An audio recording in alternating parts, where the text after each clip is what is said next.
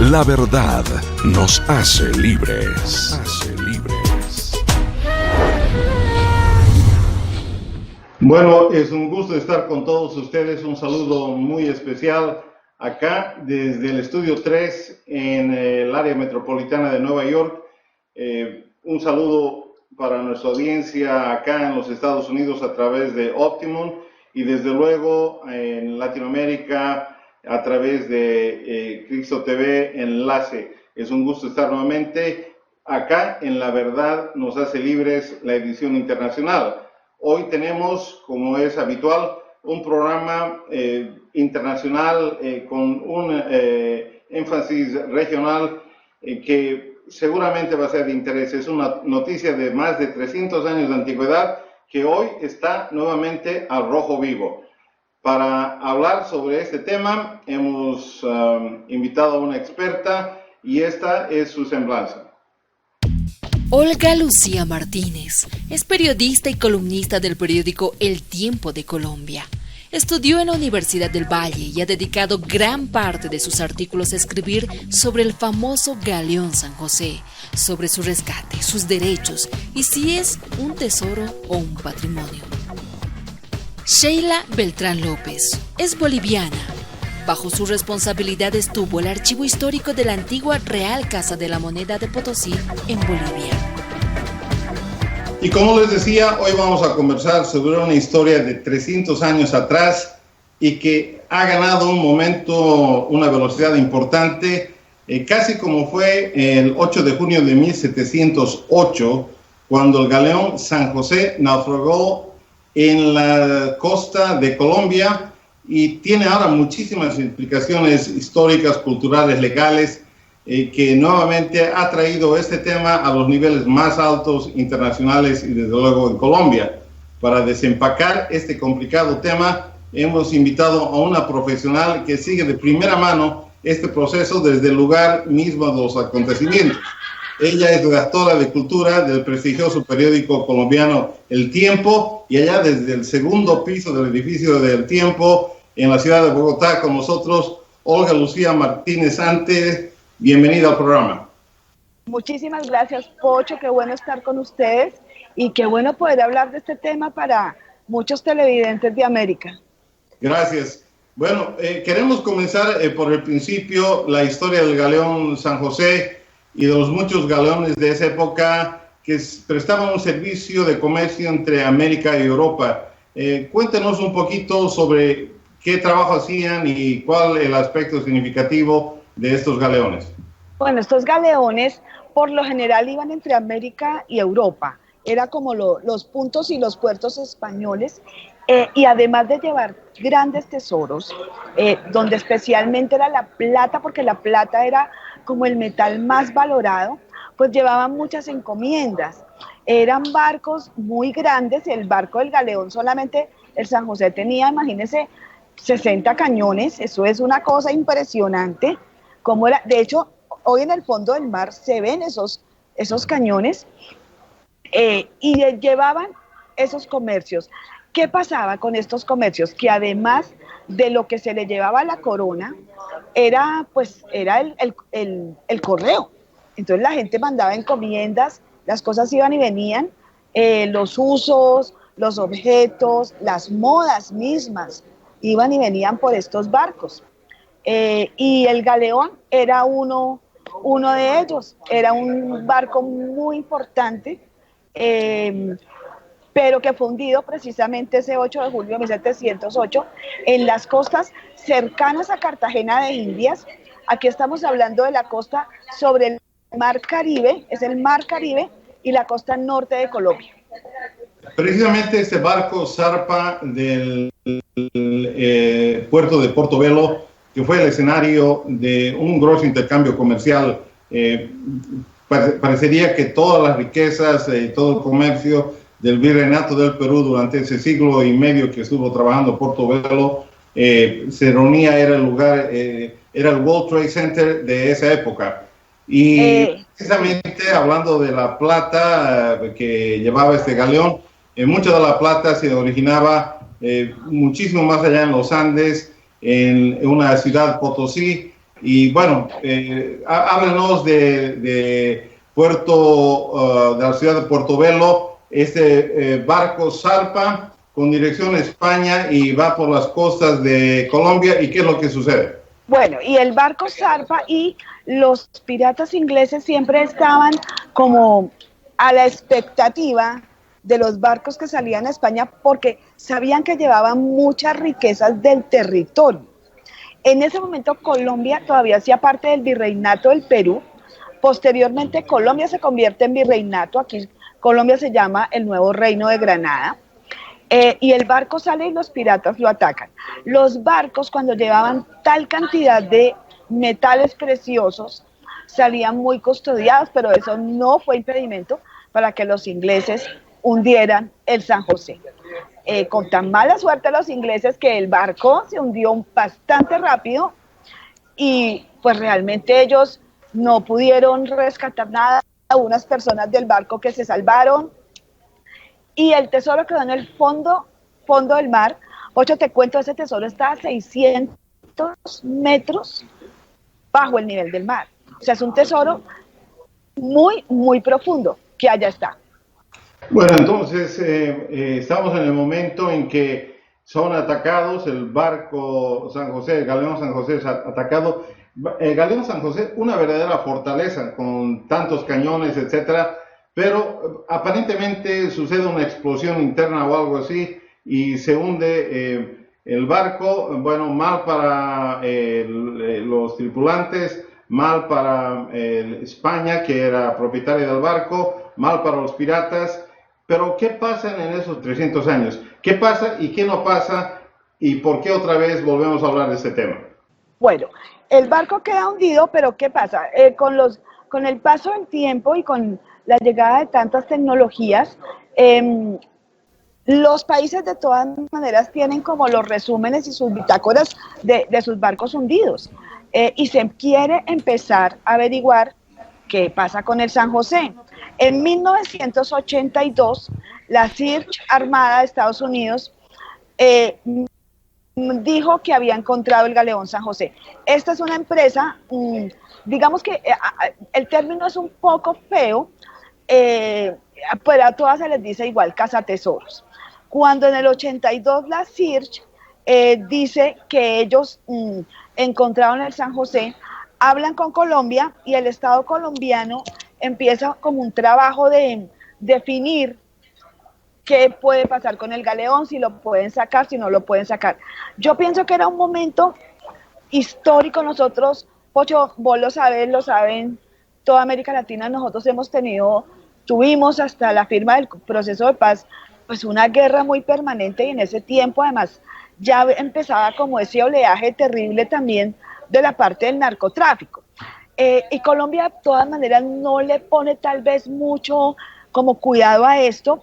La Search organiza, digamos, ellos dicen que hallaron el barco, dicen que ellos si lo sacaban, pues se iban a encontrar con parte de los tesoros, pero también el Estado colombiano empieza como a trabajar un poco este tema de qué es lo que pasa con este tesoro y además cuántos barcos tenemos hundidos en estas costas. Lo que pasa es que el San José sí era, Pocho, el barco más importante.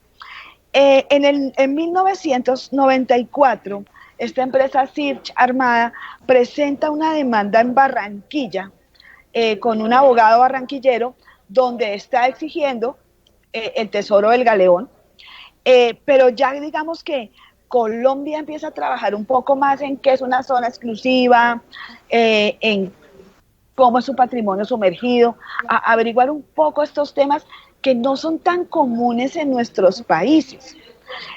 Pero pues Colombia quiere de todas maneras respetar todo este proceso con sus tesoros hundidos.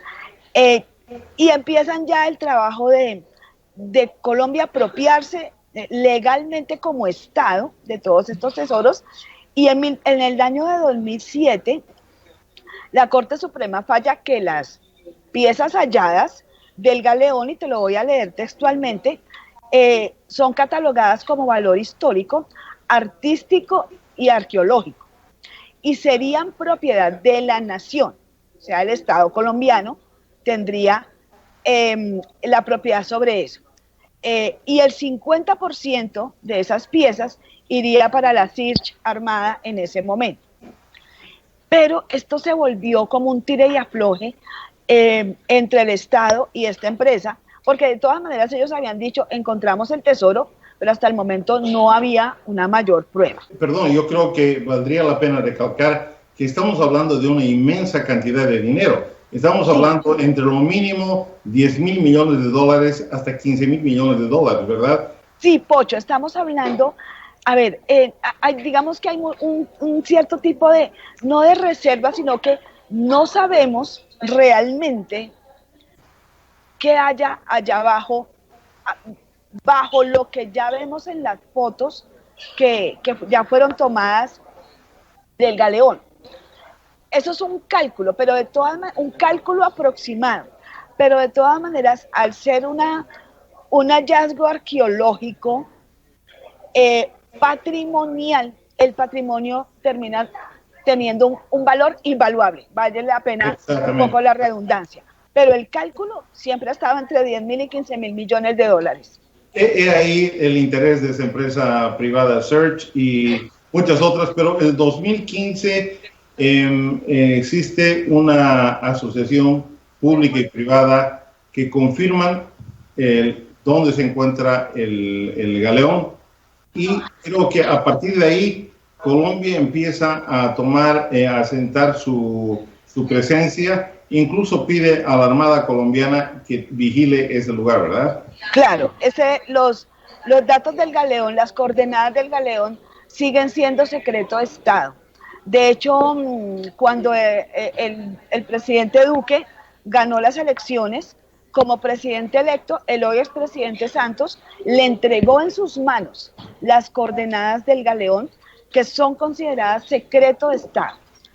Cuando Colombia ya define, y aquí quisiera yo contar algo, porque yo siento que de pronto a la gente este tipo de historias le pueden parecer lejanas, pero en un momento dado, el expresidente Santos estudió en la Marina y conoce de coordenadas. Cuando le llegan y le dicen, mire, estas son las coordenadas del galeón, en ese momento el presidente no fue algo descabellado, y es cuando él da la orden al Ministerio de Cultura y a la DIMAR para que empiecen a trabajar este tema, pero esta vez lo hacen con otra empresa, que es la Maritime Archaeology Consultant, y es cuando se llega a la conclusión que el anuncio del presidente Santos de diciembre del 2015, en el que dice, sí es el galeón San José, está el galeón San José. Bueno, sucede algo más. España empieza a considerar que ellos también tienen derechos sobre ese galeón, ¿verdad? Claro, y es que yo digo, Pocho, que los derechos de alguna manera son de muchos.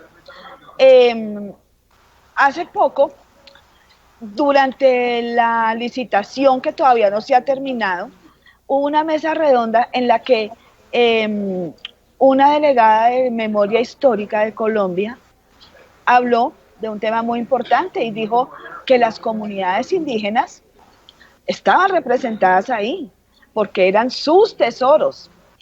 Y tienen toda la razón, y recientemente estuvieron unos grupos indígenas bolivianos reclamando su participación,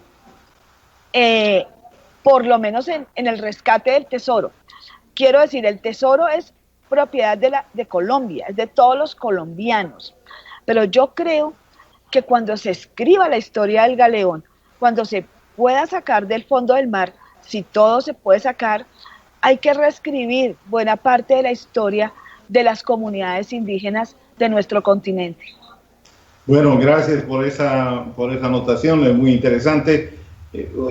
Siguiendo esta caminata, Colombia tiene unos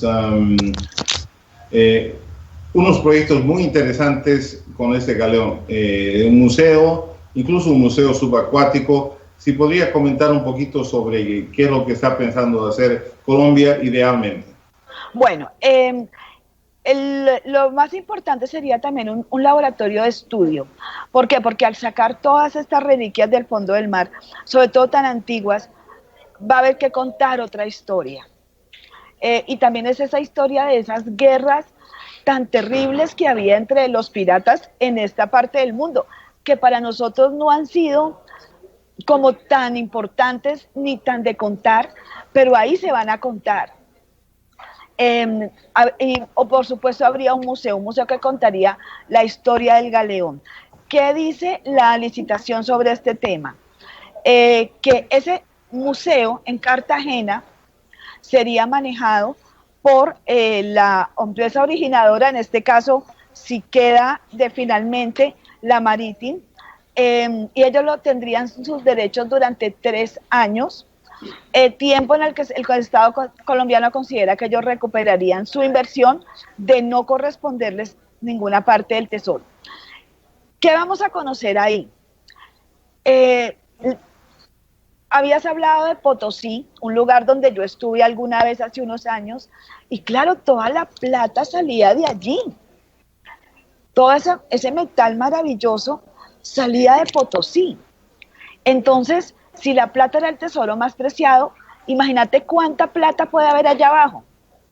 No solamente, como indicaba, cuantificando en números, pero hablando de patrimonio, de historia, de cultura, ¿no? Que es precisamente el argumento que está avanzando Colombia. Y además, es un laboratorio de preservación de categoría mundial lo que está pensando hacer Colombia por allá, ¿verdad? Sí, digamos que lo que Colombia piensa hacer, a ver, como explicaba Ernesto Montenegro, que ha sido director del ICANN y la persona que le ha tocado asumir todo lo del Galeón San José, Ernesto dice que esto se va a trabajar como un hallazgo arqueológico en el fondo del mar, como si fuera en la tierra.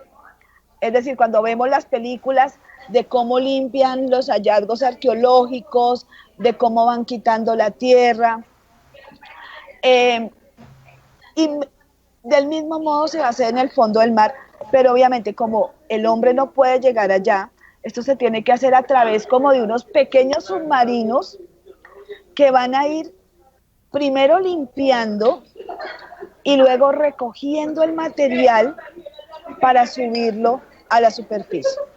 Una vez llega a la superficie, el material va a ser completamente limpiado y ya se hace su inventario y se hace su estudio. Debajo de esta parte superficial donde está todo el tesoro, lo que se espera sacar y que se espera que esté ahí, pues es la gran cantidad de monedas de oro, de plata, toda la plata, esmeraldas y otras piedras preciosas, y ya eso es como el gran tesoro que va a salir del Galeón San José. Escuchábamos por ahí que una moneda de 8 escudos de esa época fue valorada en $18,000 y hay cientos y miles de esas monedas en ese galeón. Es increíble. Una pregunta, ¿cuál es el rol de UNESCO en este hallazgo, en este trabajo del Galeón San José? Ha sido criticada por haber sido vaga en su definición de cultura, en su participación, digamos, no fue una participación militante, por lo menos lo que pudimos leer y escuchar desde lejos. ¿Cómo ven ustedes en Colombia la participación de UNESCO? Bueno, Colombia no está suscrita al Tratado de UNESCO de patrimonio, de esta parte de patrimonio sumergido. Colombia tiene su propia ley de patrimonio sumergido y el país quiere indagar sobre esa parte de su historia, de la que no se ha indagado mucho. La UNESCO no es partidaria de sacar del fondo del mar todo lo que hay, así como tampoco es partidaria alguna parte de colombianos. Hay un grupo de profesores de la Universidad Nacional y de la Universidad de Antioquia que están totalmente en contra de sacar el galeón San José.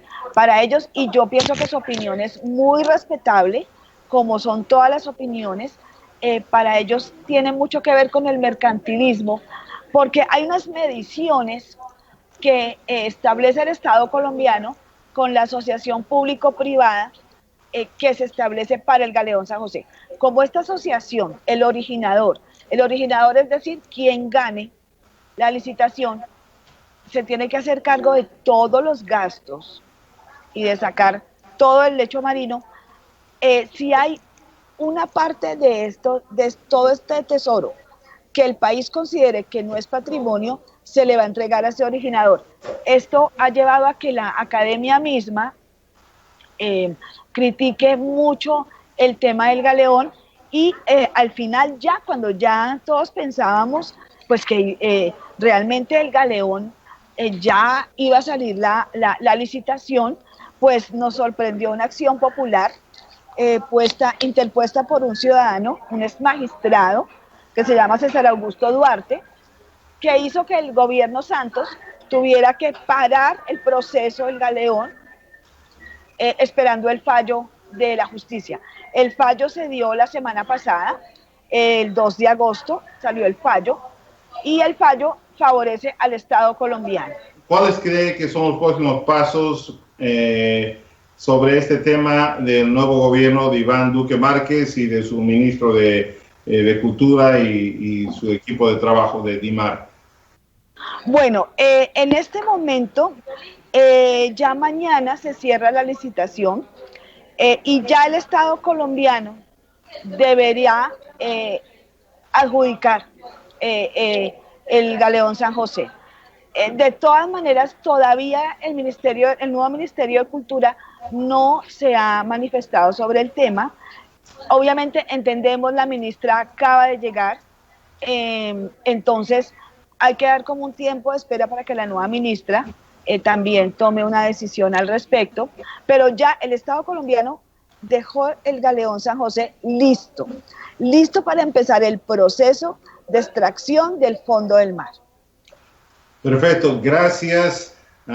Tuvimos con nosotros a la redactora del área cultural del periódico El Tiempo de Bogotá, Olga Lucía Martínez, que desde el segundo piso de redacción del periódico nos habla, nos ha enseñado, nos ha mostrado facetas y aristas que no conocíamos. Ha sido un gusto tenerla, Olga, y hasta una próxima oportunidad.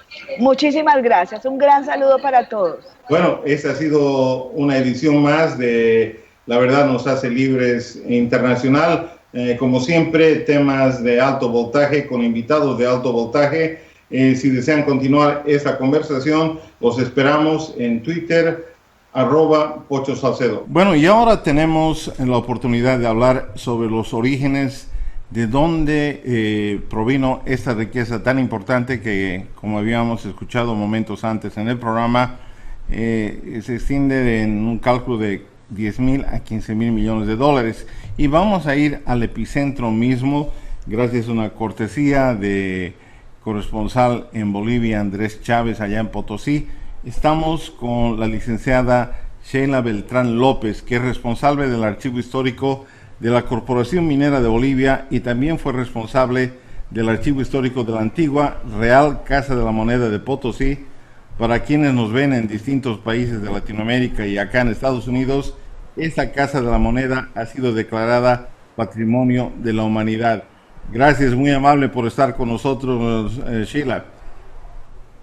Muchísimas gracias, Juan Carlos. Para mí es un grato placer poder comunicarme desde aquí, desde Potosí, el lugar más importante en referencia de plata, para poder hablar de todo lo que en este caso nos compete al respecto de esta riqueza encontrada en el fondo del mar.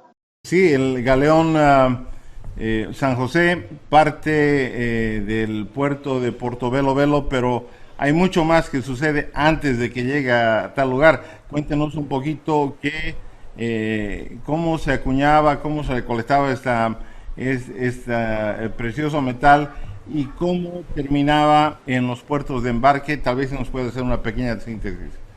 Bien, primero hay que partir del hecho del gran descubrimiento de la plata producida en el Cerro Rico de Potosí en el año de 1540 44, 45, cuando se descubre este rico metal, prácticamente es, digamos, la situación de salvación económica para el viejo continente. A partir de ese gran descubrimiento de la plata, el proceso de la extracción del metal que se hizo de manera muy rudimentaria y más adelante ya transportando el metal para su proceso a la región del Perú, porque pertenecíamos al virreinato peruano, pero luego ya en el encargo del virrey Francisco de Toledo del año de 1572 se decide la construcción de una primera fábrica de amonedación en esta ciudad, que al principio fue simplemente un campamento minero y que de pronto por este auge de la plata llega a ser una de las ciudades más importantes del mundo.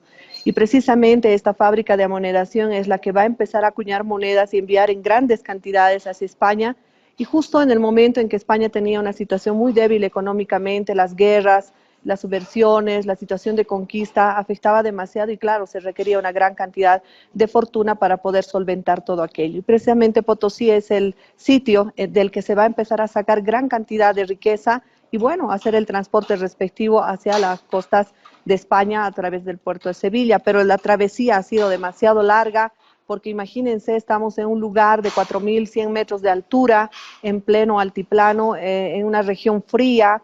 Entonces el transporte de la plata que se tenía desde este lugar hacia la costa ha sido muy difícil. El transporte se hacía primero en llamas, en rocas de llamas hacia la costa del Perú, a Puerto del Callao subía toda la parte centroamericana llegando precisamente hasta el puerto de Panamá, y de Panamá cruzar hasta el otro lado del mundo. Era una travesía demasiado larga, entonces primero llamas, luego mulas, luego barcazas y los grandes galeones que no viajaban solos porque los grandes barcos, por ejemplo, el galeón San José es capitán de todo un equipo de barcos, digamos que eran como 16 barcos saliendo entre galeones, fragatas, bergatines, y entonces tenía una custodia impresionante para llevar tremendo tesoro. Entonces no fue tan fácil el hecho de transportar semejante cantidad de riqueza.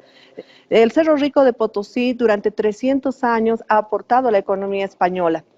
La fabricación de monedas al inicio hecho a golpe de martillo, denominadas macuquinas o macaicunas, término quechua que significa las golpeadas porque se hacían a golpe de martillo, deformes las mismas, pero con alto porcentaje de plata, han sido las monedas mayormente requeridas y de circulación mundial. Por eso la importancia que ha tenido la moneda potosina y la famosa frase que dice, vale un potosí, porque realmente una moneda sí valía lo que pesaba. Esta historia que la estamos viendo, que se desenlaza en Colombia, comenzó mucho más al sur y posiblemente iba a terminar mucho más lejos de Colombia. Gracias, muy amable.